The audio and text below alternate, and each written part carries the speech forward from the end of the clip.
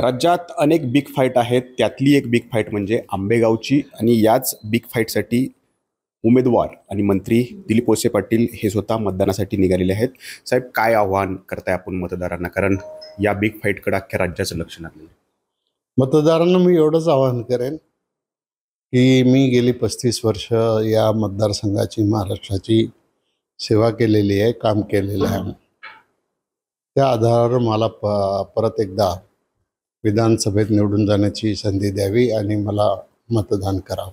खरं तर साहेब, 7 विधानसभा या तुमच्यासाठी वेगळ्या होत्या आणि या 8व्या विधानसभेत पवारसाहेब प्रचारासाठी तुमच्या विरोधात उतरलेले होते आणि एक कौटुंबिक किनार जी आहे ती या सभेला किंवा या प्रचाराला दिसून आली.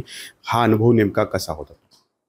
नाही, आता तो एक असा आहे की निवडणुकीमध्ये प्रचार असतो, प्रचाराचा भाग असतो, त्याच्यामध्ये वेगवेगळ्या गोष्टी बोलल्या जातात.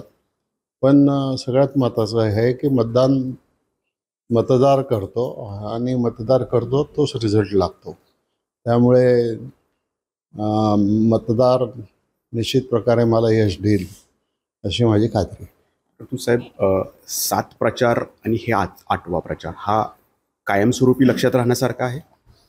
नाही, निवडणूक म्हटलं की निवडणुकीचा प्रचार आला आणि प्रचार कसाही असला तरी तो प्रचारच. खरं तर साहेब आले की वातावरण बदलतं, अशा प्रकारची एक चर्चा असते. तुम्ही अनेकदा ते अनुभवलं असेल. साहेब येऊन गेल्यानंतर काही धास्ती पाडली आपली, काही प्रचाराची रणनीती बदलली होती?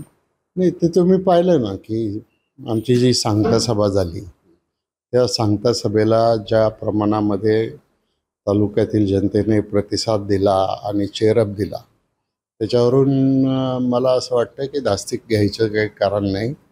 विजय हा निश्चित आहे.